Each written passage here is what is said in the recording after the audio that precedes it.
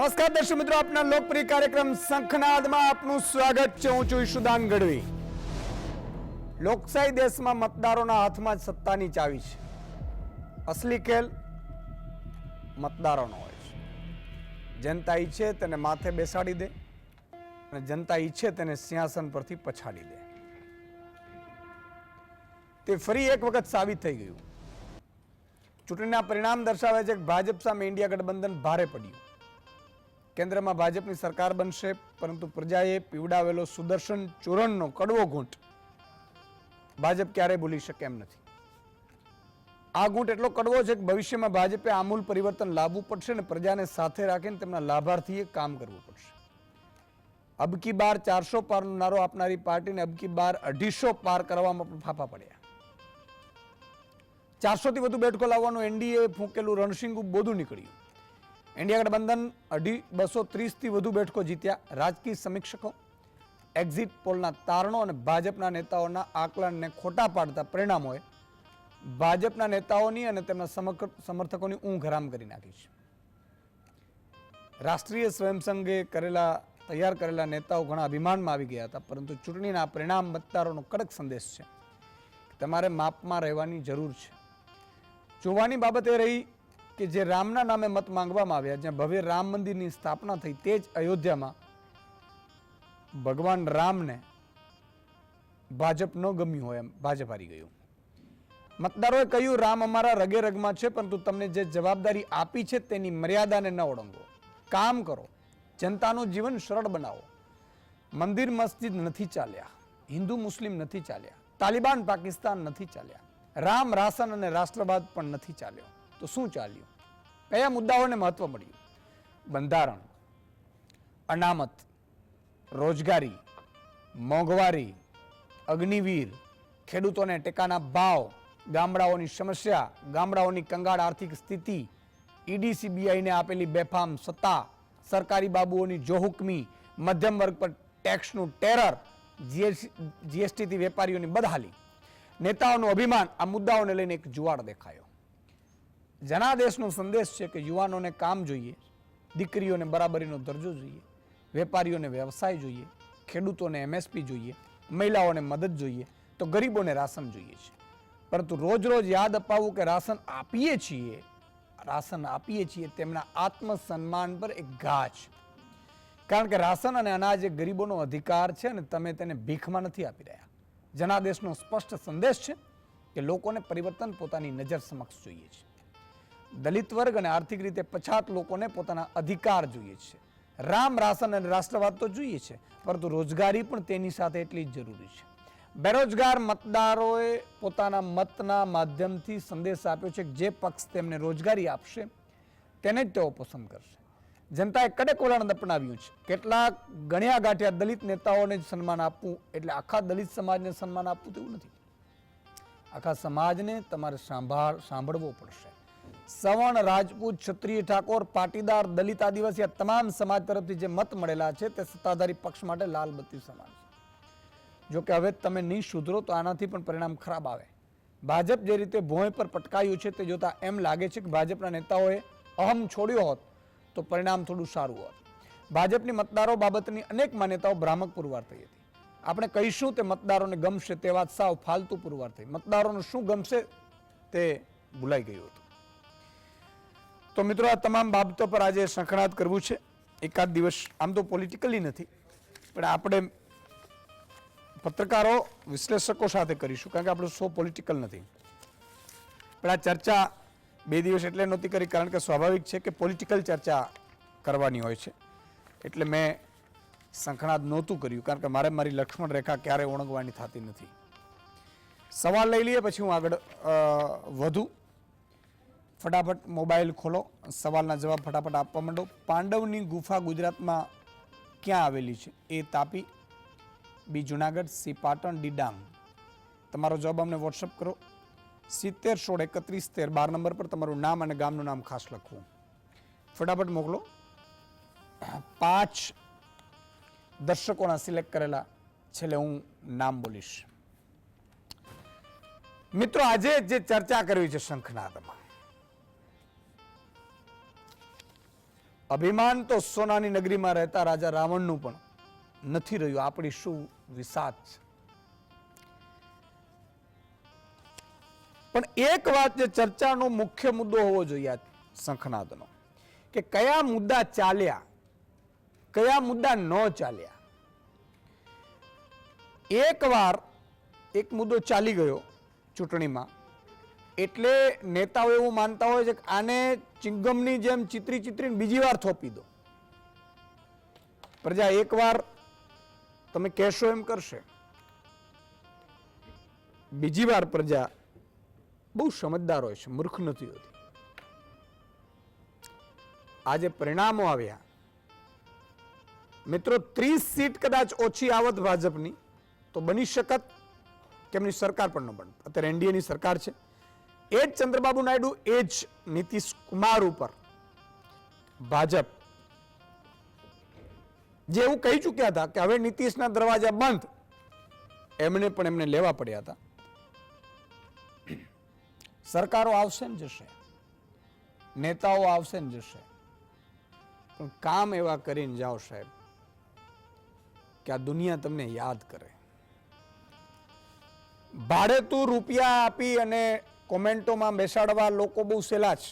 મારી પાસે રૂપિયા હોય 1000 કરોડ તો 100 લોકો કે 200-500 લોકોની ટીમ બનાવી નાખું તો કોમેન્ટો તો કર્યા રાખશે ગધેડાઓની જેમ, કારણ કે એને માત્ર પેમેન્ટથી મતલબ હોય છે. ટ્વીટો કર્યા રાખશે, પોસ્ટો મૂક્યા રાખશે, સોશિયલ મીડિયા ચગવતો રહેશે, પણ અલ્ટિમેટલી પ્રજા છે બધી મૂર્ખ નથી હોતી. તમે વિચાર કરજો, આજે એવો સમય આવી ગયો છે મિત્રો કે હું રથ લઈને આગળ નીકળ્યો હું કદાચ ઢીલો પડું તો લોકો એમ તરત કે ઈશુદાનભાઈ ઢીલા પડ્યા છે. ભાઈ ઈશુદાનભાઈ ઢીલા પડ્યા છે,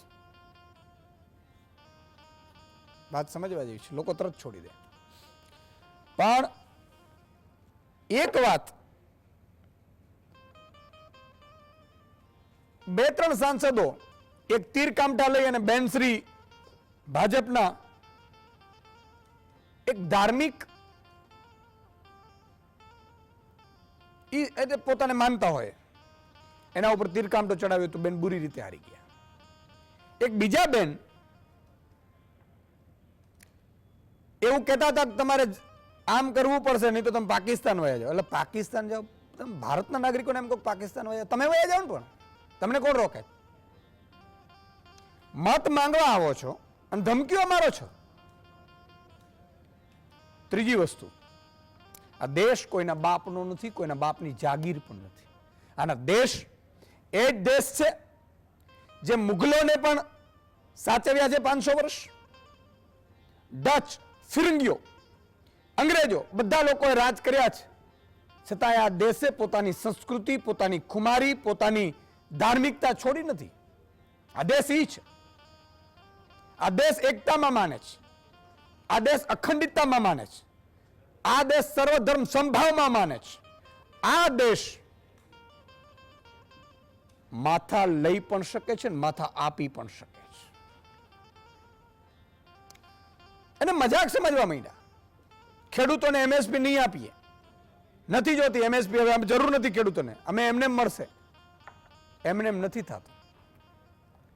કદાચ ખેડૂતોને તમે ગેરંટી આપો તો 30 સીટ વધારે આવત. હું એટલા માટે કહું છું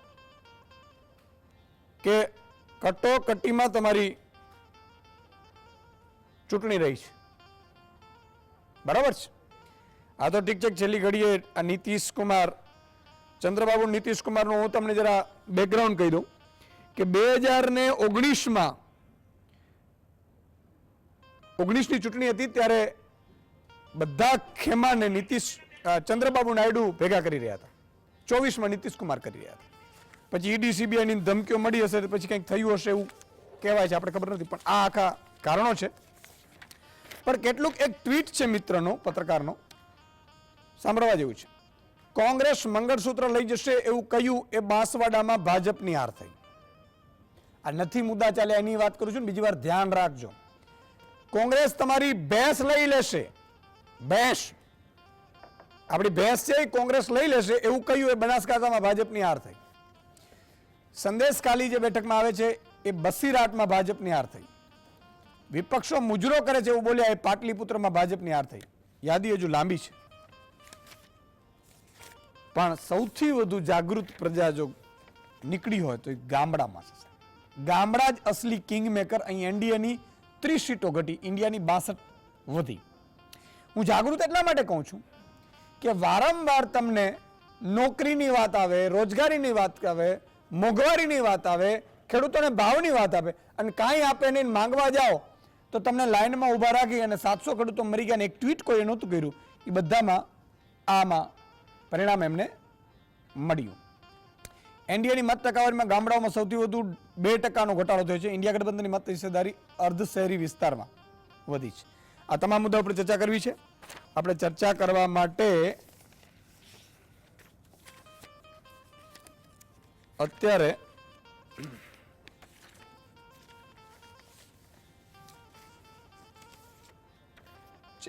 ત્રણ મહાનુભાવો જોડાયા છે. 3 મહાનુભાવો જોડાઈ ચૂક્યા છે. પ્રસાદભાઈ ગઢવી છે, રાજકીય વિશ્લેષક છે. જીતુભાઈ પટેલ સિનિયર પત્રકાર છે. જગદીશભાઈ મહેતા સિનિયર પત્રકાર છે. શરૂઆત જગદીશભાઈ આપણાથી કરવી છે કે ઉત્તર પ્રદેશ, રામ જન્મભૂમિ અયોધ્યા, ત્યાં ભાજપની કારમી હાર થાય. આખા મંડળમાં ભાજપની આજુબાજુની સીટોમાં કારમી હાર થાય. 400 પારનો નારો 250 પહોંચી ન શક્યા અને સ્થિતિ એવી આવી કે એનડીએ જ્યાં નીતિશ અને ચંદ્રબાબુ, કારણ કે ભાઈ શ્રી નરેન્દ્રભાઈને આ પોલિટિકલ વાત નથી કરી, પણ હું કહી દઉં કે હું છેલ્લા 23 વર્ષથી એમને રાજ કરતા જોઉં છું.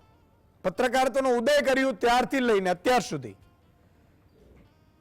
મેં એમને ક્યારે હારતા નથી જોયા. આ પહેલી વખત નરેન્દ્રભાઈનો ચહેરો ડીમ પડ્યો. એમના ચહેરા ઉપર ચૂંટણી લડાઈ થઈ. ભાજપ નહોતું, એનડીએ નહોતું. અબકી બાર મોદીની ગેરંટી પોતે લાવ્યા અને એમાં 240, 400 ક્યાં 240. શું કહેશો? કયા મુદ્દા નથી ચાલ્યા? જુઓ ઈસુદાનભાઈ, ટુંડે મતીર ભીના દરેક માણસ પાસે પોતીકો એક વિચાર હોય છે, ક્યાંય યુનિફોર્મલી ચાલતો હોતો નથી. નરેન્દ્ર મોદીની પહેલા તો એને શું નડ્યું એ કહું અને પછી હું પ્રજા ઉપર તમને 2 લીટી કહીશ. નરેન્દ્ર મોદીને નડ્યું શું? એક તો પહેલી વાત તો હું પદ જે કઈ કરું છું નરેન્દ્ર મોદી, મોદી સરકાર, મોદીને ये किया, મોદીને वो किया, यानी એક તમને કહું તો એક પહેલો પુરુષ એક વચન, એટલે મોદી પણ એ એક તો નડ્યું. એને કારણે આરએસએસ જેવી ભારતીય જનતા પાર્ટીની માતૃ સંસ્થા કહેવાય, એને પણ એમ થયું કે આ મોદીઇઝમ ચાલે છે, મોદીએ બધું કર્યું છે, એના કરતા એને એનડીએ ની ગેરંટી કહેવાય, ભાજપની ગેરંટી કહેવાય, તેને બદલે મોદીની ગેરંટી કહી રહ્યા છે. એક તો એ છે.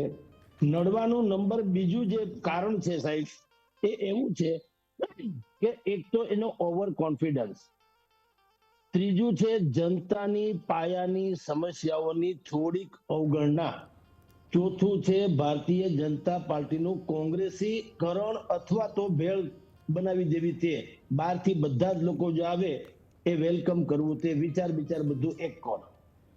પાંચમું જે છે એની વાત જે છે આવી છે કે અનેક પ્રકારે એના ડાયવર્ટ થનારા મુદ્દાઓ, ઘડીક તમે શું કયો, ઘડીક તમે શું કયો, આટલું બધું જે. અને છઠ્ઠું છે કે ચૂંટણીમાં ટિકિટોની વહેંચણીમાં ભયંકર રીતે મનમોજીપણું.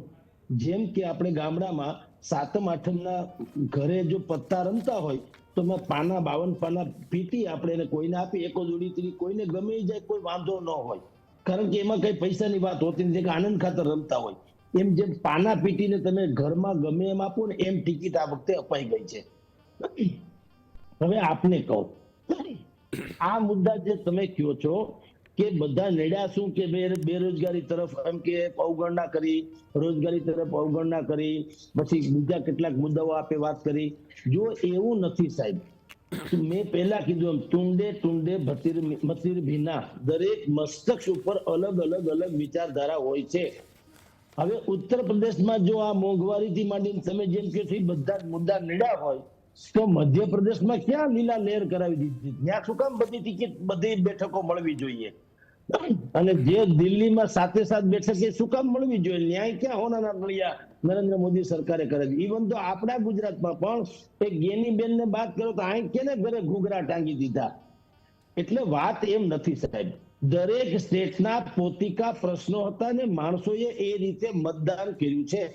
ઉત્તર પ્રદેશમાં યોગી આદિત્યનાથે માફિયાઓ સામે જે બુલડોઝર ફેલાવ્યા અને જે એન્કાઉન્ટર કર્યા, ટૂંકમાં કાયદો અને વ્યવસ્થાને સ્થાપિત કરવા માટે થઈને આકરા પાણીએ પગલા લીધા, એનાથી જે ઇફેક્ટેડ, એ કહું છું, બહુ માઇન્ડ પ્લીઝ સર, ઇફેક્ટેડ વર્ગ હતો એ કમિટેડ થઈ ગયો, એને બુદ્ધિપૂર્વક એક જ જોડણીમાં મત નાખ્યા. જે આપણે ત્યાં રામ મંદિર 500 વર્ષ પહેલાનો પ્રશ્નો ઉકેલ, તેમ છતાં આપણે એટલે કે હિન્દુ વર્ગ એમાં આવી શક્યો નહીં. એને કેટલાકને આવી રીતે પોતાની રીતે મત આપ્યો. તમે જેમ વિચાર કરો, કેટલાક રોજગારીના નામે અલગ થઈ ગયા, કેટલાક મોંઘવારીના નામે અલગ થઈ ગયા, કેટલાક કે મારે સપામાં જવું જોઈએ, કોક કે કોંગ્રેસમાં જવું જોઈએ. આ બધા મુદ્દાઓ ત્યાં અલગ અલગ રીતે છે, એટલે આપણે બાંટાઈ ગયા. અને જે વિસ્તારમાં આ લોકો જે હતા ઇફેક્ટેડ વર્ગ કહું છું, જે સમાજ માટે હાનિકારક હતા, એ લોકોએ ભેગા થઈને, તમે વિચાર કરો, જો સમાજવાદી પાર્ટીના નેતા અખિલેશ એટલા મોટા નેતા હોત તો ગયા વર્ષે એને એક જ વર્ષમાં એવું શું ઇમ્પ્રુવમેન્ટ થઈ ગયું? લોકોએ 33 બેઠક આપી દીધી એકને બદલે. ગયા વખતે તો એક વખત માંડ હમ ખાવા પૂરતી હતી. એટલે આ વાત ત્યાં થઈ. હવે આવી જ વાત તમને બીજી જગ્યાએ કહું કે મધ્યપ્રદેશમાં, તો ત્યાં બધી બેઠક જો મળી જતી હોય તો ત્યાં મેં તમને કીધું તેમ ભારતીય જનતા પાર્ટી ત્યાં જે લોકો રહે છે, શું બધાને રોજગારી આપી દીધી? મોંઘવારી હાવ તળિયે ઘાલી દીધી? ત્યાં બાકી બધું લીલા લહેર છે, લોકો ઓળઘોળ થઈ ગયા. ગુજરાતમાં શું થયું? તમે જે પ્રશ્ન કીધા પ્રશ્ન તો અહીંયા છે. મોંઘવારી તો ઇવન તો મને નડે છે, એ તો છે જ બધું. અહીંયા શૈક્ષણિક માફિયાઓ જે છે એ ફોલી ખાય છે, એમ કહો તો હાલે. મોંઘવારી બેકાબુ છે, જેની કોઈ સીમા નથી. તો બેરોજગારી પણ એટલી હદે છે, નાના માણસનો કોઈ સાંભળતું નથી, હેલ્થના પ્રશ્નો છે, બધું છે. તો કાં આખી 25 બેઠક એને મળી ગઈ ગેનીબેનને વાત કરતા? તો શું અહીંયા એવું માનવું કે ભારતીય જનતા પાર્ટીએ બનાસકાંઠા ઉપર કાયદેસરનો જુલમ ગુજાર્યો એટલે બનાસકાંઠાની પ્રજા એની વિરુદ્ધમાં વળી ગઈ? બાકી બધી જગ્યાએ નકરી લોલીપોપ થી માંડીને ચોકલી, તમે જે કહ્યું એ ચોકલેટો બાટી દીધી એટલે બધા જીતાડી દીધા. એવું નથી ભાઈ. નાગરિકોનું પણ પરિપક્વપણું નથી હિંમતભાઈ, ઈશુદાનભાઈ.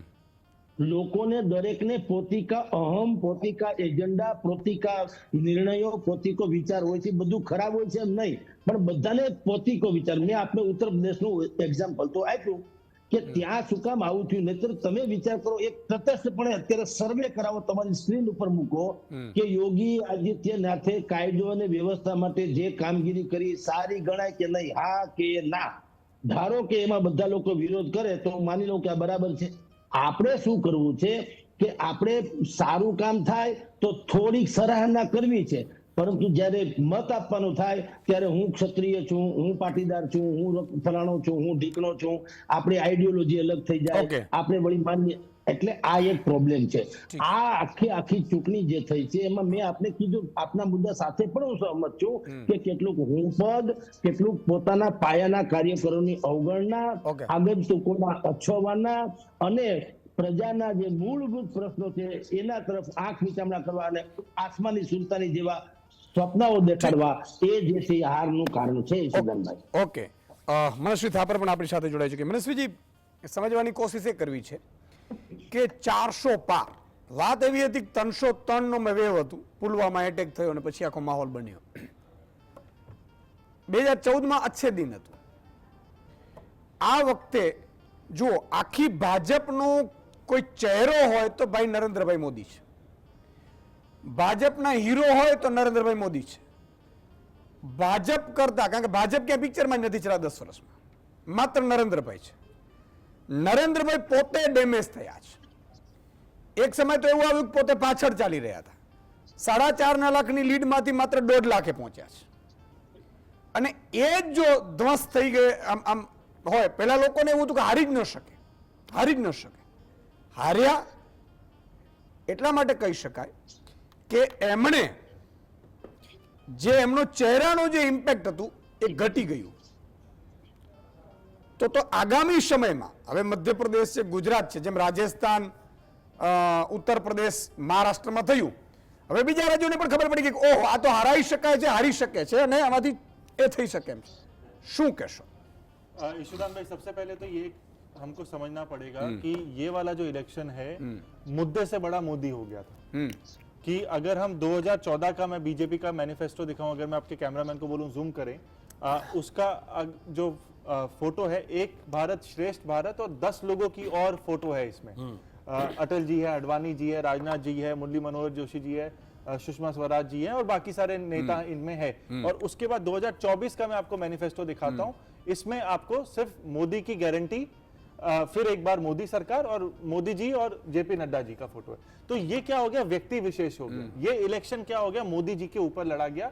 और इसमें क्या हो सकता है, 2-3 चीजें ईशुदान भाई. एक, उनको कॉन्फिडेंस हो, पार्टी को कॉन्फिडेंस हो कि यार इसी व्यक्ति के ऊपर हमको वोट मिलने वाले हैं, हमको सब कुछ होने वाला है, वहां पे हमको करना है. 2014 का जो इलेक्शन था ना ईशुदान भाई, वो था भ्रष्टाचार के खिलाफ. वो एक मूवमेंट हुई थी, अन्ना जी की आम आदमी पार्टी बनी, उसके बाद कांग्रेस ने भ्रष्टाचार के जो उनके काम की बात होती थी, तो वहां पे दूसरा कैडर बेस एक स्ट्रॉन्ग पार्टी बीजेपी थी, जो उनको मोमेंटम मिला और वो जीत गया. और एक क्रेडिबल लीडर 10 साल जिन्होंने काम किया, उसके 12 साल उन्होंने काम किया, उसके ऊपर लोगों ने विश्वास किया. 2019 जो था वो बालाकोट के ऊपर था.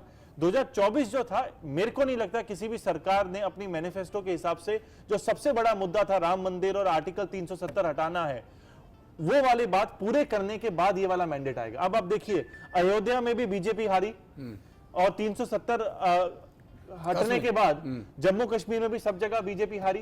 तो इसका मतलब लोग ये डिसीजन से कोई खास, जिनको बिल्कुल फर्क पड़ता है, देखिए हम गुजरात बैठे हैं या मैं कहीं और बैठा हूं, मैं बोलूं 370 बहुत अच्छा है, पर 370 हटने के बाद जिन लोगों को फर्क पड़ता है सबसे ज्यादा, उन लोगों ने क्या मतदान किया वो हमारे सामने है. राम मंदिर तो अयोध्या में है, अयोध्या के लोगों ने क्या वोट बैंक दिया है वो समझ आता है. तो कहीं ना कहीं ये जो लगता था, जो आपका एनालिसिस है कि ये हार नहीं सकते थे, ये आज हारते हुए दिखाई दिए हैं.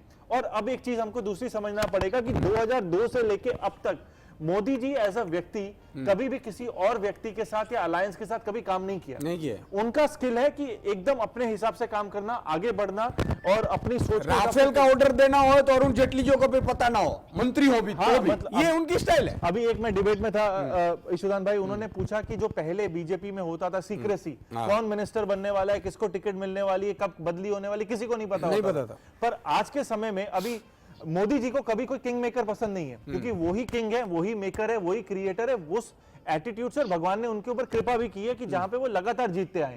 एक व्यक्ति इस देश में जो लगातार जीत जिसने हासिल की और स्ट्रांग हुआ है. अभी भी हम ऐसा नहीं बोल सकते कि मोदी जी हारे हैं. देखो 240 आए हैं, तीसरी बार प्रधानमंत्री बनना जवाहरलाल नेहरू के बाद अगर कोई व्यक्ति बन चुका है वो ये है. पर क्या है, ये सिचुएशन और वो सिचुएशन में बहुत ज्यादा फर्क है.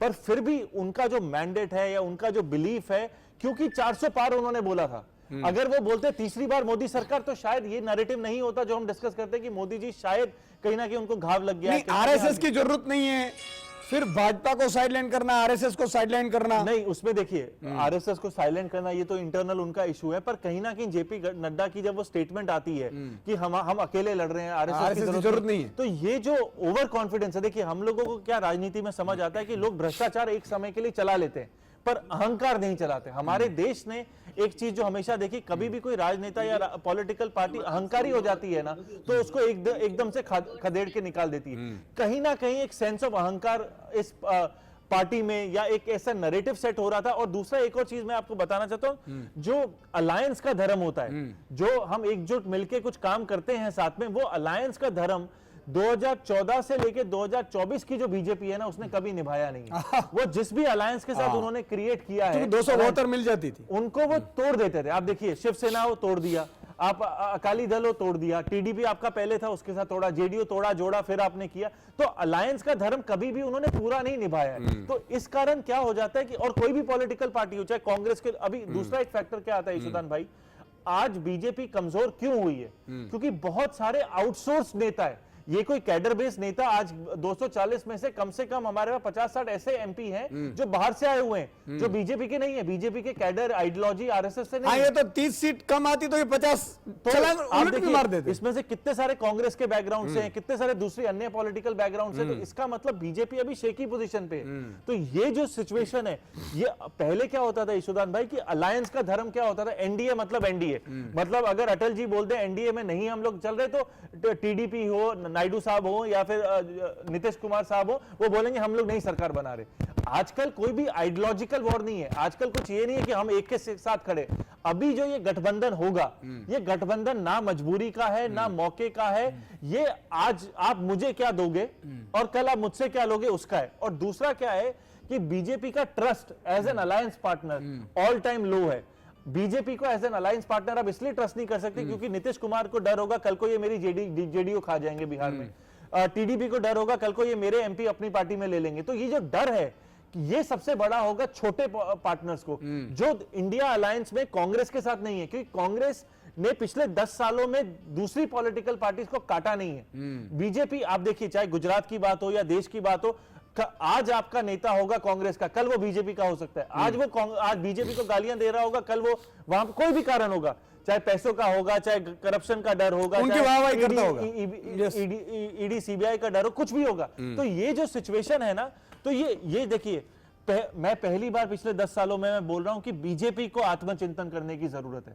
मुझे नहीं लगता था 2 दिन पहले मैं ये बोल सकता था कि बीजेपी को आत्मचिंतन करने की जरूरत है, क्योंकि उनके पास मैंडेट था, उनके पास चेहरा था, उनके पास मुद्दा था। और मुझे भी लगता था एसी कमरे में बैठे बैठे कि 370 हटा दिया है, राम मंदिर ला दिया, तो लोगों को तो शायद यही लगेगा कि यार इन्होंने सब कुछ किया जो किया। पर इससे बड़ा फैक्टर क्या हुआ, अब जो लगता है कि जाति एक बहुत बड़ा फैक्टर हो गया, दूसरा फैक्टर हो गया बेरोजगारी बहुत बड़ा फैक्टर हो गया, तीसरा फैक्टर हो गया जो बोलते हो वो करना बहुत ज्यादा जरूरी हो गया है। इससे पहले ये नहीं था। दूसरा और एक इंपॉर्टेंट फैक्टर क्या है, जो महाराष्ट्र की स्पेसिफिक में बात करना चाहूं ईशुदान भाई, उसके बाद मैं अंत करता हूं अपना। महाराष्ट्र में जिस तरीके से मराठी मानुस जागा है, आप देखिए कि उन्होंने एनसीपी को तोड़ा तो एनसीपी शरद पवार की उनको लोगों ने जिता दिया, उन्होंने शिवसेना को तोड़ा तो उद्धव ठाकरे की शिवसेना को लोगों ने जिता दिया। तो लोग सबसे ताकतवर है। जो लोगों को ये लगता है कि हम लोग ताकतवर नहीं है, तो पहली बार इस इलेक्शन में हम बोल सकते हैं कि पिछले हमारे कितने इलेक्शन है उन सबका एनालिसिस में करके आपको बता रहा हूं, ये इलेक्शन एक ऐसा इलेक्शन है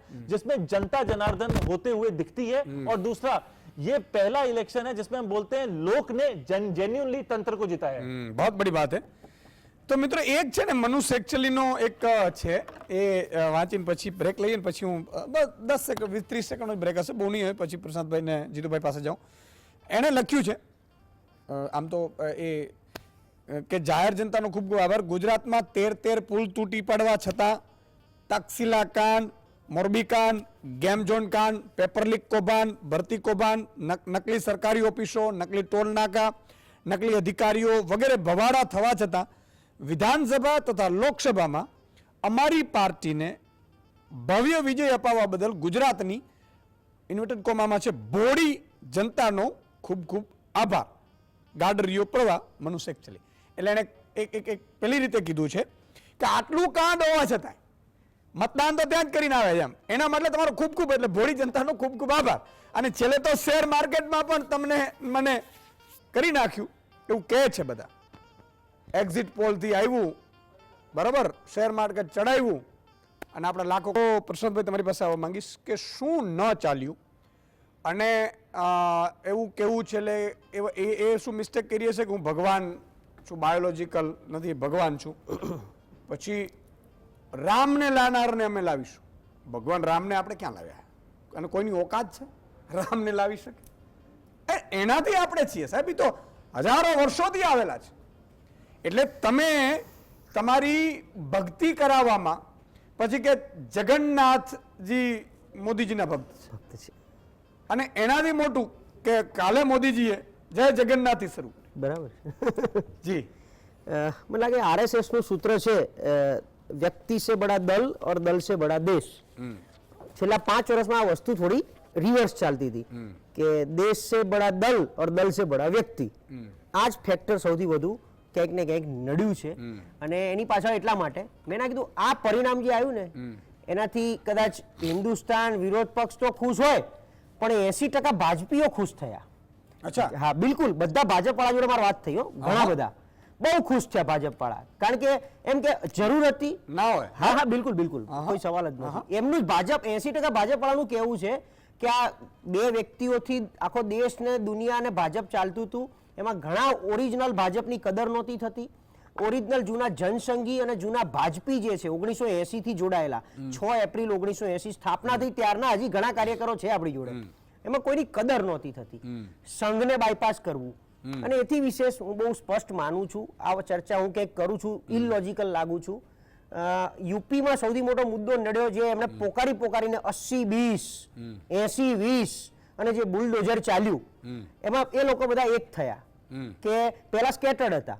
એટલે યુપીના દલિત અને મુસ્લિમ વોટ, કારણ કે હવે દલિતનો બી ચહેરો એમની પાસે માયાવતીના ફોર્મમાં એ લોકો જોવા નહોતા માંગતા. આ વખત જો માયાવતીએ ભાજપને સપોર્ટ એટલે અંદરખાને સપોર્ટ કર્યો, એમાં પતી ગયા. હા બિલકુલ, એટલે એ કારણ કે ઓલરેડી ત્યાં મુદ્દાઓ દલિતના મુસ્લિમના જ વધારે છે, અને આ બાજુ માયાવતી સેટિંગ બાદ આપણે પહેલેથી કહીએ જ છે કે તો જે બાજુ ઢોળા હોય ત્યાં ઢળવા તૈયાર જ હતા.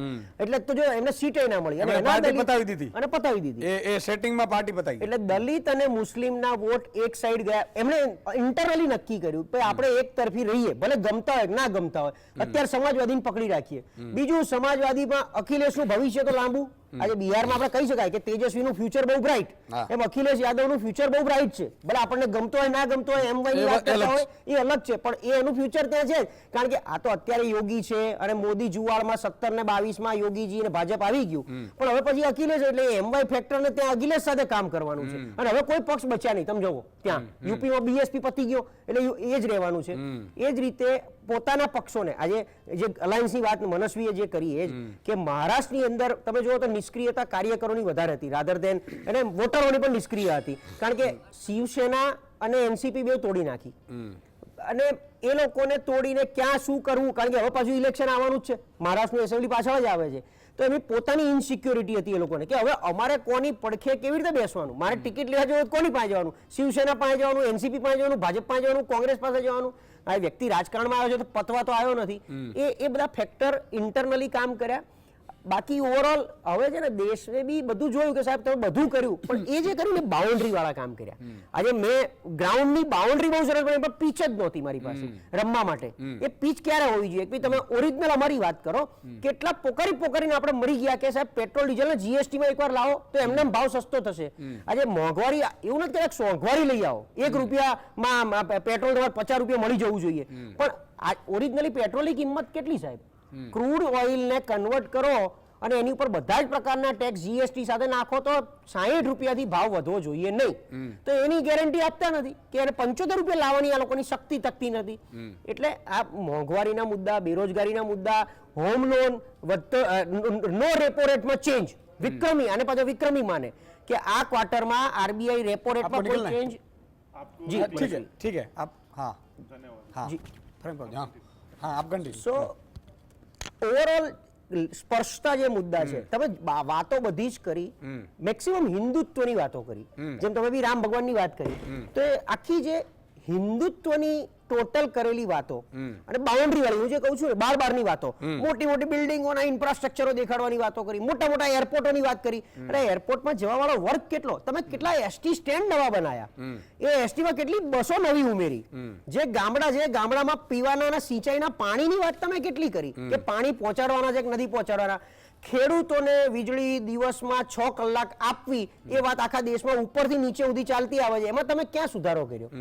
અને વીજળી ક્યારે આપે છે? રાતે, કે રાતે જીઆઈડીસીઓ બધી બંધ હોય, એટલે ઇન્ડસ્ટ્રીયલ જે સપોર્ટ લોકો જોતા ગયા. એ જ રીતે એસએમઈ સેગમેન્ટનું ઇન્ડસ્ટ્રી વાળા ઓલરેડી બહુ જ નારાજ ચાલતા હતા. અને સૌથી છેલ્લે કે એક હથું એટલું બધું વધી ગયું હતું, તો આ લોકોને માપમાં રાખવા માટે આપણે જે કહેતા હતા કે થોડું બેલેન્સ રાખવું જોઈએ. તો ભલે આ વખત ગમતો હોય કે ના ગમતો, એકવાર વિપક્ષને એકવાર ટ્રાય આપવો જોઈએ, કારણ કે વિપક્ષ હશે તો કંઈક વાત આવશે, એ લોકો સમજી ગયા હતા આ વખતે.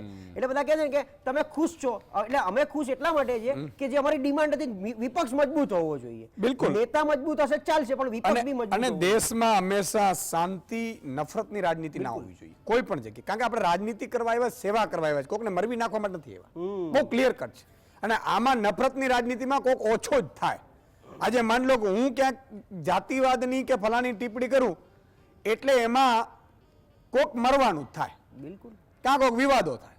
એટલે એ રાજનીતિ તો ખતમ જ થવી જોઈએ, કોઈની પણ હોય. વેરથી વેર વધે, વેરથી વેર વધે. આજે રૂપાલાજીએ જે ટિપ્પણી કરી ક્ષત્રિય સમાજ વિરુદ્ધ, એ ટિપ્પણી જ આખી, કારણ કે આ ધંધો જ આ લોકો આવો કર્યો છે. હું બહુ પર્ટિક્યુલરલી કહું છું, આદર્યો છે. આદર્યો છે, અને એ તો બંધ જ થવું જોઈએ, કોઈ પણ હોય, આપણે રહીએ કે ના રહીએ. એટલે એક દર્શક મિત્ર છે, પછી જીતુભાઈ પાસે જાઉં. રજનીભાઈ અમદાવાદથી જોડાયા છે. જી રજનીભાઈ. હલો. હેલો. હા પ્રદીપભાઈ છે. હાજી પ્રદીપભાઈ. હા નમસ્તે. નમસ્તે નમસ્તે. નમસ્તે. મારે તમને ખાલી એટલું જ કહેવું હતું સાહેબ, આપણે મોદી સાહેબ અને ભાજપ સરકાર કીધી હતી ને કે અયોધ્યામાં રામ આવ્યા, રામ આવ્યા, રામ આવ્યા સાહેબ, તો મારે એટલું જ કેવું છે, હા અયોધ્યામાં રામ આવ્યા, એને સાબિત થયું કે અયોધ્યામાં રામ આવ્યા અને જે અયોધ્યામાં રાવણો બેઠા હતા બીજેપીના, એમને આ વખતે હરાવ્યા, બહુ મોટી રીતે હરાવ્યા. એ સાબિત થઈ ગયું કે અયોધ્યામાં રામ આવ્યા છે અને આવીને એમને જે બીજેપીના જે રાવણો બેઠા હતા 10 માથાવાળા, એમને હરાવ્યા પણ છે. એ સાચી વાત છે સાહેબ? બિલકુલ બિલકુલ, તમારી વાત, લાગણી તમારી સાચી. ખૂબ ખૂબ આભાર પ્રદીપભાઈ. એમનું જે કહેવાનું હતું, જો કોઈને ધર્મના નામે મત માંગો, એક વખત માંગો છો, 2 વખત, ત્રીજી વખતે ચાલવાનો નથી, સમજી લેવાનો. કદાચ તમે 1-2 વાર કરી લ્યો, તમે ગામમાં તમે માની લો કે કોઈ જ્ઞાતિમાં ઝઘડો થયો હોય, તો એ જ્ઞાતિના પર્ટિક્યુલર એક જ્ઞાતિ મોટી હોય એની જોડે ઊભા રહીને તમે એકવાર સરપંચ બની જાઓ, તાલુકા પંચાયતનો સભ્ય બની જાઓ, બીજી વાર નહીં બની શકો. લખી રાખજો. ધર્મની, જ્ઞાતિની, જાતિની રાજનીતિ કરનારા બધા લોકો ક્યારે ચીફ ન બની શકે. ગુજરાતમાં પણ દાખલા છે, જોઈ લેજો. બરાબર છે? એમને માત્ર એમએલએ બનીને શાંતિ માનવી પડે, એને મંત્રી પદ ક્યારે મળે નહીં. આ ધ્યાન રાખવાનું, કારણ કે તમારો જે ચણતર છે ને, પાયો, એ જ રોંગ છે. જીતુભાઈ, આખી ચૂંટણીમાં તમે જોયું હશે કે જે મુદ્દાઓ આવ્યા, સવારે એમ કહેવાય કે ના ના હું આમ નથી કરતો, અને સાંજે પાછો એ મુદ્દો હોય, હિન્દુ મુસ્લિમ, જાતિ, ધર્મ, આને આમ કર્યું, 15 વર્ષ પહેલા આમ હતું, ભેંસ ચોરાઈ જવી. શું આ નથી ચાલ્યું, આ ભેંસો મંગલસૂત્ર ને? ઈસુદાનભાઈ, ભાજપનું સ્લોગન હતું સબકા સાથ સબકા વિકાસ, અને પછી એ લોકોએ ચાલુ કર્યું હતું સબકા હિસાબ. પછી એ કોઈ રાજકીય પાર્ટી સાથે હોય, કોઈ નેતાઓ સાથે હોય, પ્રજા સાથે હોય, પણ એક એમના સ્લોગનમાં એક સ્લોગન જે હિટ હતું, જે દેખાતું નતું, પણ એ સ્લોગન પણ જયારે આવી ગયું હતું સબકા સાથ સબકા વિકાસ અને સબકા હિસાબ, અને એ અભિમાનથી આ હિસાબ થતા હતા. રામ મંદિરના મુદ્દે એ લોકો એવા ઓવર કોન્ફિડન્ટ હતા કે જયારે રામ મંદિરની સ્થાપના થઈને આપણે બધાએ જ કવરેજ કર્યું કે ઠેર ઠેર બધા એમની સાથે છે, એટલે એમને માની લીધું કે બધા મારી સાથે છે, મારે કોઈની જરૂર નથી.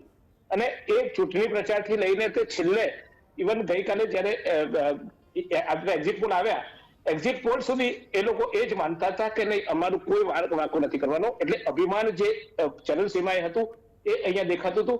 વારંવાર રાજકીય પક્ષોને જેમ કીધું તેમ એમના સાથી પક્ષો જે એમને સાથ આપતા હતા, એ પક્ષોનો જયારે એ લોકોએ હિસાબ કરી નાખ્યો હોય, પછી તમે કીધું તેમ ઈડી ના નામે હોય, ક્યાંક આઈટી ના નામે હોય, તો કોઈ બીજી એજન્સી, અથવા તો છેલ્લે કહી તો આંતરિક ઝઘડા રીતે, કે છેલ્લે ભ્રષ્ટાચારના એમના પર આક્ષેપ લગાવીને, ક્યાં તો એમને કોઈ એજન્સી કરીને પૂરા કરવા, છેલ્લે કહી તો વિડીયો બનાવીને પૂરા કરવા. પણ બધાનો હિસાબ કરવાની જે વાત હતી ને, એ હિસાબ પ્રજાએ એમની સાથે કર્યો છે. અને ત્રીજો મુદ્દો સૌથી મહત્વનો જે ચાલ્યો કે એમને દુશ્મન કા દુશ્મન દોસ્ત, કારણ કે એમને બધાને પૂરા કર્યા હતા, બધાની સાથે કોઈને મિત્ર રાખ્યા જ નતા, એટલે બધા મિત્રો જે હતા એમના એ દુશ્મનો થયા. અને દુશ્મન દોસ્ત એટલે એકતા જે વધી, ઇન્ડિયા જે ગઠબંધન બન્યું, એ ગઠબંધન ખાલી એમનું નતું બન્યું કે ચાલો તમને મારા સાથે આપણે સત્તા પર રહીએ. એનું કારણ એ હતું કે મોદીને અટકાવવા, કારણ કે ભાજપ તો હતું જ નહીં, મોદી હતું, ને મોદીને અટકાવવા માટેના આજે એકતા, એટલે દુશ્મન કા દુશ્મન દોસ્ત, અને એ ભાવ ચાલ્યો. લોકો પણ જોતા હતા કે અમારે ભાઈ તમે એક્સપ્રેસ હાઈવે બનાવો છો તો ઓકે, એક્સપ્રેસ હાઈવે તમે બનાવીને અમારી પાસે ઉપકાર થયો, પણ તમે ટોલ લાવ છો, તમે અમને બુલેટ ટ્રેન આપવાની વાતો કરો છો, બુલેટ ટ્રેનમાં અમે બેસવાના કેટલા? જેમ એરપોર્ટ, તો એરપોર્ટ બનાવ્યા આપણે, આપણી જમીન સંપાદન કરી, લોકોની જમીન સંપાદન કરીને એરપોર્ટ એક કંપનીને તમે આપી દો છો. આ બધું લોકો જોતા હોય છે. આપણે જેમ સામાન્ય માણસ આજે દરેક વસ્તુ જોતો હોય છે, એના ઘરમાં એનું રેન્ટ કેટલું છે, એનું લાઇટ બિલ કેટલું હોય છે, એવી જોતો હોય છે. અને આ બધા પણ કોઈને સાંભળવા નતું. એક રડવા માટે ખભો જોઈએ, ખુશી હોય, તમને ખુશીઓ આપો તો ખુશી માટે આપણને સાથે શેર કરવા માટે એક વ્યક્તિ જોઈએ. પણ આ લોકો એવું માનતા હતા કે અમારે કોઈની જરૂર નથી. પ્રજાની જરૂર નથી, પ્રજાને ક્યાંક ખુશ થાય તો કેવું કોને, ખુશી સાંભળતા નતા, કોઈને અભિનંદન આપવા થાય કેવું કોને, અને દુઃખ થાય પ્રજાને તો બી સાંભળનાર કોઈ નતા, અને એ પ્રજા અંદર અંદર પીડાતી હતી, એનો હિસાબ આ થયો. બીજા જે રાજકીય પક્ષો, જે સ્થાનિક રાજકીય પક્ષો હતા, તમે જુઓ ગુજરાતમાં અત્યાર સુધી બે રાજકીય પક્ષો જ હતા, ભાજપ હતો, કોંગ્રેસે આમ આદમી પાર્ટી આવી ગઈ વખતે ભૂમિકા, પણ એ મતોનું વિભાજન થયું. પણ આ વખતે શું થયું કે જેટલા ઉત્તર પ્રદેશ કે તમે જ્યાં જ્યાં જુઓ, જ્યાં જ્યાં બેઠકો મળી છે ત્યાં મતોનું વિભાજન થતું હતું, એટલે લોકોને ભાજપ નતું ગમતું. પણ એ લોકો મત આપવા માટે એ લોકો પાસે વિકલ્પો હતા કે કોઈ મને કે સપાને આપતું, કોઈ જઈને બીએસપી ને આપતું, કે કોઈ ચંદ્રબાબુને આપતો, એમ મતોનું વિભાજન થઈ જતા ને એટલા બધા લોકોને નતું જ ગમતું ભાજપ. પણ મતો વિભાજન થઈ જતા આજે બધા એક કઈને મત આપ્યા તો દેખાયું કે ભાઈ લોક જે મતનું શેરિંગ છે એ તો ચોક્કસ બીજેપી કરતા અન્ય પક્ષોના મતોનું શેરિંગ જોવો તો વધારે નીકળતું હતું. એ અત્યારે પૂરું થયું કારણ કે બધું શેરિંગ એકમાં થયું, એટલે બધા જે એના વિરોધીઓ હતા અથવા જેને નતું ગમતું આ પોલિસી, જેમ અત્યારે કીધું 370 ની કલમ જ્યાં લાગી ત્યાં જેના જે પ્રજા જે એને લાભાર્થી હતી એ પ્રજા એ પોતાનો લાભ સ્વીકારવા તૈયાર નથી, અને એ લાભ આપનાર આને સ્વીકારવા તૈયાર નથી. એમ એવા ઘણા મુદ્દા હતા, અને એ મુદ્દે લોકોનામાં રોષ હતો, લોકોના વિરોધ હતા. રામ મંદિર રામને જાણે એ લોકો લાવ્યા, રામ ભગવાને જન્મ એ લોકો કર્યો હોય એ રીતે જે લોકોના બન્યું. તો હું કોઈ હિન્દુ હતું, મને પણ લાગતું હતું કે રામ મંદિર તો સુપ્રીમ કોર્ટે 500 વર્ષના હુકમે આપ્યું. તો આ રીતે આખું થયું, અને એને જીતુભાઈ એક વાત એ કે માની લો કે એમાં કેટલીક વોટ્સએપમાં ગ્રુપ બનાવેલા છે. હવે માની લો કે એક વિડીયો આજે ફરતો થયો એક ભાઈનો, બરાબર છે, એ ટિપ્પણી કરે છે હિન્દુ મુસ્લિમને લઈને, બરાબર છે, તો મેં જોયું કેટલાક ગ્રુપોમાં માની લે છે. તો આપણા લોકો એ બિચારા વિડીયો ચેક પણ નહીં કરતા હોય, માની લેતા હશે, અને પાછો ઓહો આવું થઈ ગયું. એટલે આટલા બધા બોર્ડ છીએ આપણે કે ખરેખર ચેક પણ નથી કરતા અને ભરમાઈ જઈએ છીએ. બીજું કે માની લો કે નોટબંધી કરી રાત્રે 8 વાગે, એમાંય અરુણ જેટલીને ખબર નહોતી, રાફેલનો સોદો કરી નાખ્યો એમાંય ખબર નહોતી. હવે એવા સોદા થઈ શકશે? તો ફરીથી માની લો કૃષિ કાનૂન લાવવા હોય 3 કાયદા, તો હવે તાત્કાલિક લાવી દેશે રાતોરાત કે હવે તો ઇન્ડિયા છે એટલે નહીં લાવે? નહીં, ક્યારે નહીં આવશે. અને ત્યારે પણ જે આવ્યા એ લોકોએ સ્વીકાર્યા એટલે આ લોકોની હિંમત વધી હતી કે અમે જે કરીએ નક્કી. અમે રાતે એમ કહીએ કે આજે રાતના 12 વાગે એમ કે દિવસના 12 વાગે છે, તો લોકો સ્વીકારી લે છે.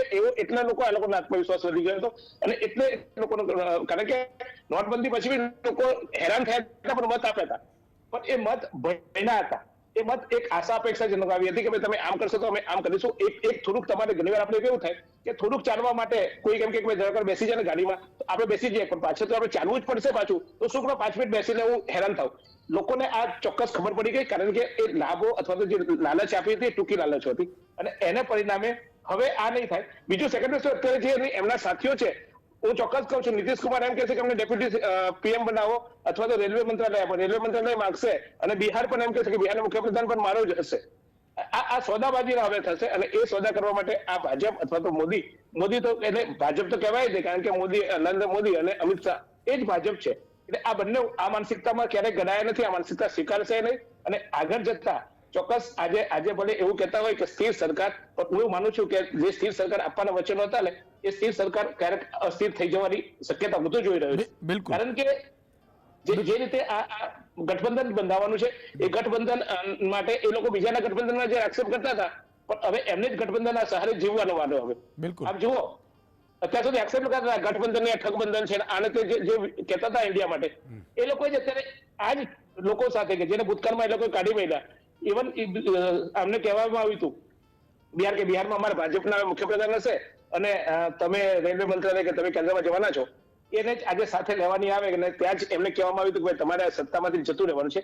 એ લોકોને આજે સાથે લઈને ચાલવાના. તો હવે આ ગઠબંધન સામે પણ પ્રસ્તાવ છે, અને કદાચ દેશની આગામી દિવસોમાં જે સપનાઓને બતાવવામાં આવ્યા હતા, તો જે સપના જોઈને જેને બી આટલી 240 બેઠકો આપી છે ને, એ 240 બેઠકના જે સાંસદો છે એમને પણ જે વચનો આપ્યા તે વચનો પૂરા થશે કેમ એના સામે પણ પ્રશ્ન છે. બિલકુલ. એક મહિપાલભાઈ અમદાવાદથી જોડાય છે દર્શક મિત્ર. જી મહિપાલભાઈ.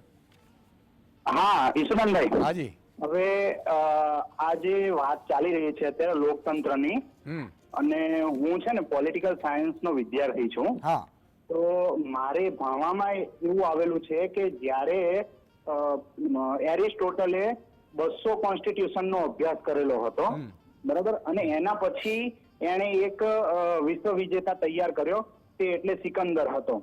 હવે આપણને એ વસ્તુનો ખ્યાલ આવે કે આ દુનિયા ઉપરથી કેટલી બધી રાજ્ય વ્યવસ્થાઓ પસાર થઈ ગઈ છે અને હાલના સમયમાં પણ લોકતંત્રની ઘણા બધા પ્રકારની લોકતંત્ર આ દુનિયામાં અત્યારે અસ્તિત્વમાં છે જ.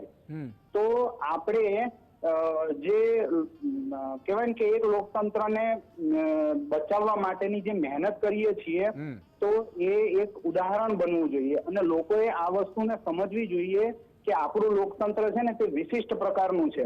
વૈદિક કાળમાં પણ લોકતંત્ર હતું, અત્યારે પણ લોકતંત્ર છે અને આગળ પણ લોકતંત્ર રહેશે જ.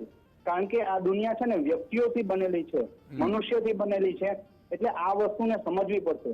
એટલે આપણે કોઈ એવા મોટા માથાઓથી અથવા તો જે આ વખતે એક કેમ્પેનિંગ ચાલ્યું હતું કે મોદીની ગેરંટી અથવા તો કોઈ પણ ઓલાની ગેરંટી છે, તો એ વસ્તુ આપણને આ ચૂંટણીમાં ખબર પડી કે કોઈની ગેરંટી ક્યાંય ચાલતી નથી, ફક્ત જનતાનો વિશ્વાસ ચાલે છે. બિલકુલ. આ વસ્તુ જ્યારે જનતાની અંદર દ્રઢ થશે અને એની અંદર પાકી થશે ત્યારે લોકોની અંદર વિશ્વાસ આવશે કે લોકતંત્રનો રાજા જનતા છે અને આપણે આગળ આવવું જોઈએ. બહુ સાચી વાત કરી.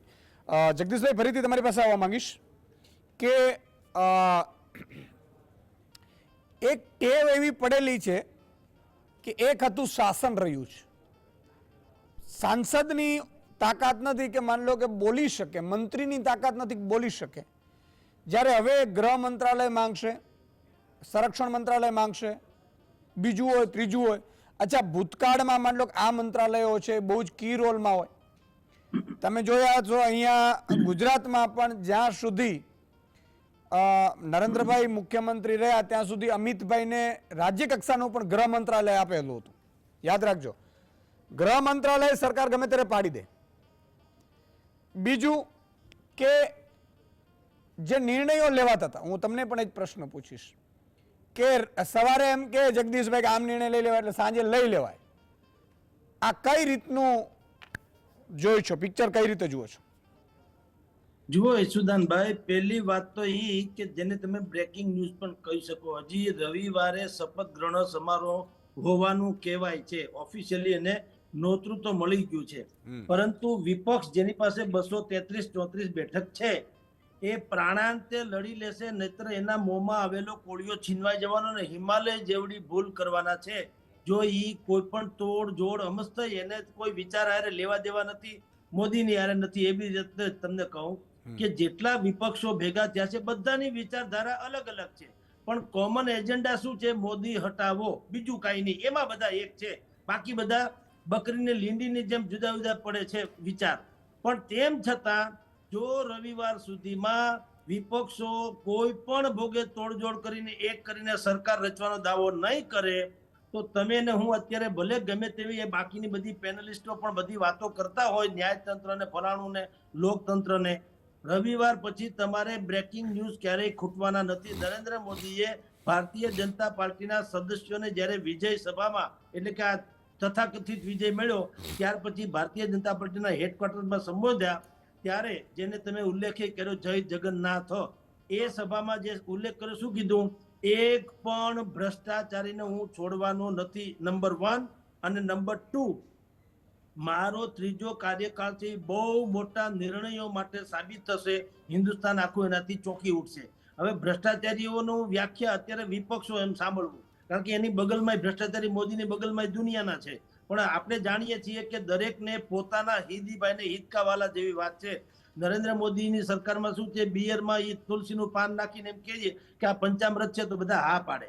એટલે હવે જો વિપક્ષો રવિવાર સુધીમાં આ બધોય કુમખો ભેગો થઈને ગમે તે નીતિશ બાબુ હોય તો નીતિશ બાબુ, ચંદ્રાબાબુ હોય તો ચંદ્રાબાબુ, તમને પીએમ બનાવો કે ડેપ્યુટી બનાવો, જે કરો તે, પણ જો એમાં હુંસાતુસીમાં એ લોકો રહી ગયા અને સરકાર બની ગઈ, નરેન્દ્ર મોદીની શપથ ગ્રહણ સમારોહ પછી સહી થઈ ગઈ કે નરેન્દ્ર મોદી ત્રીજા ટર્મ માટે તેને વડાપ્રધાન બની ગયા, તો તમે લખી રાખજો સાહેબ, આ બધા જે તથાકથિત અત્યારે બધા ભેગા છે તે લોકતંત્ર બચાવવાને નામે ભેગા થયા છે, એ બધાય ક્યાંય તમને ગોતા નહીં જડે. લખી રાખજો સાહેબ. બિલકુલ. કારણ શું છે? ધરાયેલો સિંહ સારો અને સાવ ભૂખો સિંહ પણ હારો, ઘાયલ સિંહ નકામો. નરેન્દ્ર મોદીની હાલત અત્યારે ઘાયલ સિંહ જેવી થઈ છે. એને ક્યારેય ઓશિયાળી વાળું રાજકારણ ફાવ્યું નથી. ગુજરાતમાં હતા ત્યારથી માંડીને અહીંયા સુધી એને હંમેશા બહુમતીનું રાજકારણ ફાવ્યું છે. ચંદ્રાબાબુ નાયડુ હોય કે ભાઈ નીતિશ બાબુ હોય, એની કાંખ ઘોડી ઉપર નરેન્દ્ર મોદી ટકી જાય એ વાતના દાળિયા. ઓલાય કઈ ઓછી માયા નથી. એને અત્યારથી મંત્રાલયો માંડ્યા છે, મલાઈદાર બધા મંત્રાલયો ચંદ્રાબાબુ નાયડુએ માંગ્યા છે. અને ભાઈ નીતિશ બાબુ છે એને જાતિગત જનગણના, પછી તમારી જાણ ખાતર ઓલા બધા વિષયો પણ એને કીધા છે કે અમને જે છે બિહારને એક સ્પેશિયલ સ્ટેટનો દરજ્જો આપો, અમને એમાં પાછું પેકેજ આપો. 10-20 હજાર કરોડ રૂપિયાનું હોય છે અથવા તો લાખો કરોડ રૂપિયાનું હોય છે. પછી બીજું તમે આ બધા જે કયો છો કોમન સિવિલ કોડ થી માંડીને આ બધા નિર્ણયો છે એમાં પણ એ લોકો ટાંગ લડાવશે. 1 નેશન 1 ઇલેક્શન આવી કોઈ વાત થવાની નથી. અને જો આ ખીચડી સરકાર એટલે કે ચંદ્રાબાબુ અને નીતિશ બાબુ એની સજોડે જો નરેન્દ્ર મોદીની સરકાર આવી તો પણ એ લાંબુ ટકવાની નથી. અને વિપક્ષ જો આમાં ભૂલ કરશે ક્યારે પણ જો કોઈ પણ પ્રકારે ગોથમાં હજી નહીં દે, જો દાવો નહીં કરી શકે તો વિપક્ષને પણ આ દુનિયાની હિમાલય જેવડી મિસ્ટેક એ કરી રહ્યા છે એવું લખી રહ્યા. ઓકે પ્રસાદભાઈ, જગદીશભાઈની વાતથી થોડો હું ડિફર છું. તમને એ સવાલ પૂછું છું કારણ કે નરેન્દ્રભાઈએ શિવસેના અને એનસીપી તોડી મહારાષ્ટ્રમાં સુપડા સાફ થઈ ગયા. જે રીતે ઉત્તર પ્રદેશમાં યોગી આદિત્યનાથ સાથે એમની જે ખટરાગ હતી, ઉત્તર પ્રદેશ સાફ થઈ ગયું. રાજસ્થાનમાં વસુંધરા રાજે સાથે એમણે ખેલ કર્યો કે થાય કરી લેશું, બરાબર, રાજસ્થાન સાફ થઈ ગયું. શિવરાજસિંહ છે એમણે રોલ અદા નહીં કર્યો મધ્યપ્રદેશ, અને કમલનાથ છે એ ભેરવાઈ ગયા હતા, બરાબર. ત્યાં કોંગ્રેસનો કોઈ લીડર નહોતો. જો કમલનાથ ભાજપમાં એ સંજોગોમાં એની જો છાપ ન છાપત તો આજે એનું પરિણામ અલગ હોત. તો તમને લાગે છે, કારણ કે જેમ વાત, કારણ કે હમણે એક વાત કીધી એ છે કે ભાઈ લાંબુ ટકશે નહીં, અત્યારે બનવા દેશે કે નહીં બનવા દે? માની લો કે વિપક્ષ નહીં બનવા દે તો પણ આ ગાડું લાંબુ ચાલવાનું નથી વિપક્ષનું પણ ચાલશે નહીં, જે રીતે પિક્ચર છે. શું લાગે છે?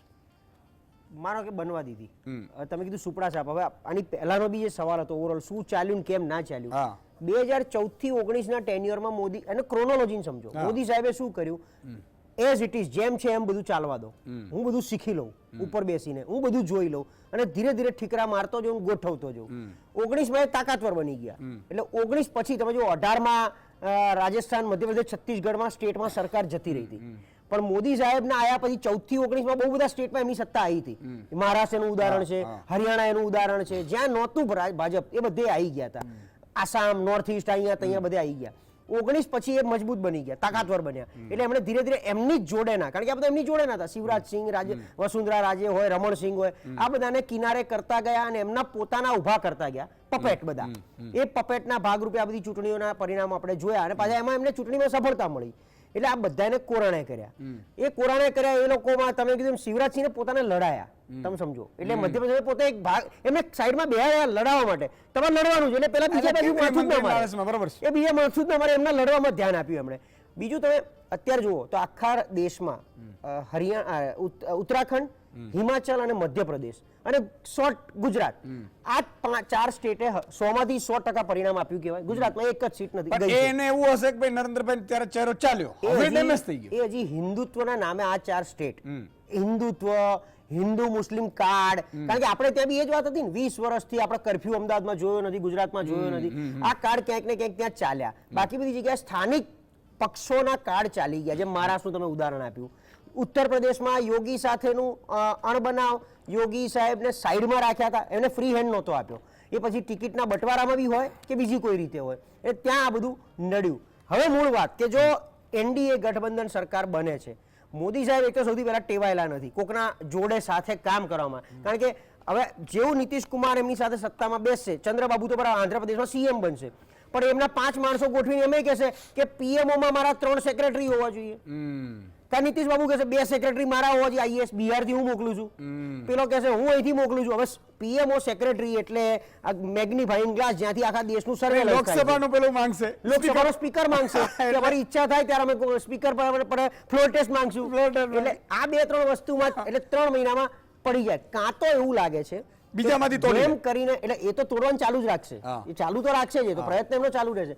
પણ 3-4-6 મહિના ભૂલથી હાલી ગયું તો કોઈક એવું મેજર ફેક્ટર ઊભું કરી અને ફરીથી લોકસભાનો પોલ ક્યાં નથી અપાતો ડિઝોલ્વ કરીને? કારણ કે 6 મહિનામાં ના, ઇન્ડિયા પણ હવે ગઠબંધન- ચહેરો ડેમેજ થઈ ગયો છે એટલે હવે ભાજપ રિસ્ક લે એવું નથી. એટલે હું તમને એ જ હવે કહું હવે છું. ડેન્જર છે. કંઈક એવું ઊભું કરીને હું શું બોલ્યો, કંઈક એવું ઊભું કરીને પોતાની છબી એવી તૈયાર કરે કે 272 એકલા હાથે જ લઈ આવી જાવ. એ હું શું કહું છું કે એ ત્યારે જ બની શકે કે જ્યારે તમારો ફ્રેશ ચહેરો હોય. નવો ચહેરો એકવાર ઘસાઈ ગયેલો પીટાઈ ગયેલો ચહેરો 15-20 વર્ષ પછી એ મને નથી લાગતું કે ચાલે. જીતુભાઈ તમે શું કહો છો? છેલ્લી કોમેન્ટ. ચોક્કસ આ સંઘ કાશી પહોંચે કે કેમ એને સંઘ પ્રસ્તાવ હું પણ ઉભો જ કરું છું. કારણ કે જેમ પ્રશાંતભાઈએ કીધું કે આ એક એ રીતે ટેવાયેલી નથી મોદી, અને મોદીએ કોઈને સાંભળ્યું નથી. તમે જ ઉદાહરણ છે, જયારે મોદી સાહેબ અહીંયા મુખ્યપ્રધાન હતા ત્યારે આપણને સાંભળતા હતા, આપણને કહેતા હતા. જેવું સત્તા પર આવ્યા હતા પછી પત્રકારો બુધવારની પત્રકાર પરિષદો બંધ કરી નાખી હતી એમને. એટલે એ જો અહીંયા પત્રકારો આપણે જેમને મોટા કર્યા હતા, આપણે જેમને ઉભા કર્યા હતા, અને આપણને જો ત્યારે બોલતા બંધ કરી દેતા હોય તો આ જેને ટેકો આપનારને બોલવા દેશે ખરા? અને નહીં બોલવા દે તો વિવાદ થવાનો છે. કારણ કે આપણે તો ચૂપચાપ સહન કર્યું છે. કારણ કે ક્યાંક આપણે અચ્છા જીતુભાઈ એક છેલ્લો સવાલ 10 સેકન્ડનો કે માની લો કે હવે કિલ્લો છે એ ધ્વસ્ત થવાની આરે છે, કારણ કે ત્યાં ચહેરો હટે અથવા તો ચહેરો ડેમેજ થયો છે, જેના ઉપર ગુજરાત, કારણ કે આપણે જોઈએ છે ગુજરાતમાં સાંસદો ધારાસભ્યો છે એ એમના નામ ઉપર આવે છે. હવે એમના માટે બહુ અઘરું થશે. શું લાગે છે? ચોક્કસ ગુજરાતમાં પણ તમે જુઓ કે શરૂઆત તો થઈ ગઈ હતી, ચૂંટણી પછીના મરવા ચાલુ થઈ ગયા હતા, અને આ 25 માંથી કેટલાય કેવી રીતે ટિકિટથી છે અને કેવી રીતે આગળ વધ્યા છે એમને ખબર છે. એટલે ગુજરાતમાં પણ ચોક્કસ જ્યાં ઘરમાંથી જ હંમેશા ચાલુ થતું હોય છે, વિભીષણો ઘરમાં જ હોય છે, અને ગુજરાત હવે બોલશે. અને એ ચોક્કસ આગામી દિવસમાં આખા દેશમાં આ ચહેરો ડેમેજ જે ચહેરો કિલ્લાના કાંકરા ખરા છે ને ત્યાંથી ઈટો પણ પાકોરું પણ પડશે. બિલકુલ. સમયનો અભાવ છે એટલે જગદીશભાઈ, પ્રશાંતભાઈ, જીતુભાઈ અને મનસ્વીજી ચારે ચાર મહાનુભાવોનો દર્શક મિત્રો જોડાયા એ ન જોડાઈ શકે એમનો પણ ખૂબ ખૂબ આભાર. મિત્રો આજે જે ફેક્ટર આપણે ચર્ચા કરી, કયા મુદ્દા ચાલ્યા કયા ન ચાલ્યા, આમ તો રાજનીતિ છે ને એ લોકોના મુદ્દાને લઈને હોવી જોઈએ. રાજનીતિ કોઈ ધર્મ, જ્ઞાતિ, જાતિના આધારે ના હોવી જોઈએ, હું પર્સનલી માનું છું. બીજું કે નરેન્દ્રભાઈ મોદી જે અત્યાર સુધી એ ચહેરો હતા, એ ચહેરો ડેમેજ થતા ભાજપ પણ હવે કયા રોલમાં આવશે. ત્રીજું એનડીએ જે ગઠબંધન બન્યું છે, નરેન્દ્રભાઈનો સ્વભાવ છે કે માનો નિર્ણય કર્યું નોટબંધીનો તો પોતે કરે, રાફેલની ખરીદી તો પોતે કરે, એ ખાતાઓ આમને આપવા કે કેમ? કારણ કે હવે એનડીએમાં ખાતાલય માન લો ગૃહ મંત્રાલય છે તો બહુ અગત્યનું છે, અમિતભાઈ પસા સંભાળે છે, સંરક્ષણ મંત્રાલય છે. હવે સંરક્ષણ મંત્રાલયમાં રાફેલની આખી જૂની ફાઇલો પડી હોય, કદાચ પલટી મારે આમ તો શું થાય? આ બધી સ્થિતિઓ છે. લોકસભા સ્પીકર બહુ જ અગત્યનો છે, સરકાર પાડવી, નાખવી, ગેરલાયક ઠેરવવા, બધો એ કરતા હોય. આ સંઘ પહોંચશે કે કેમ? બીજું કે આરએસએસ અને ભાજપના જ માનો નીતિન ગડકરી છે, રાજનાથસિંહ છે, એમનો શું રોલ રહેશે? યોગીજીનો શું રોલ રહેશે? કારણ કે યોગીજી છે એ માન લો કે એ બધા એવા છે કે જે 25-50 સાંસદોની કેપેસિટી ધરાવે છે, ફોન કરે તો સાંસદો ઊભા રહી જાય. એમનું શું? કઈ રીતનો આખો પિક્ચર છે? આગામી સમયમાં યોગીજી માટે પણ શું આ લોકો નિર્ણય આવશે? એ બધા ઉપર સૌની નજર છે.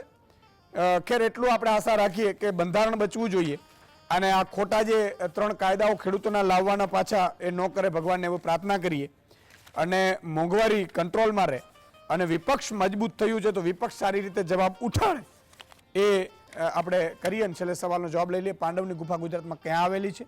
જવાબ છે ડાંગ. સાચા જવાબ આપનાર ઘણા છે. 5 દર્શકો જે સિલેક્ટ થયા છે: ઝહીરભાઈ મુખીડા અમદાવાદ, વિશાલ ડોંગા નારીગામ ભાવનગર, પૂજાબેન ગઢવી પોરબંદર, વસંતાબેન બારિયા નાકટીગામ દાહોદ, નવીન દરજી ગાંધીનગર. આજે બસ આટલું જ. આવતીકાલે ફરીથી નવા મુદ્દા સાથે મળીશું. જય હિન્દ, જય ભારત.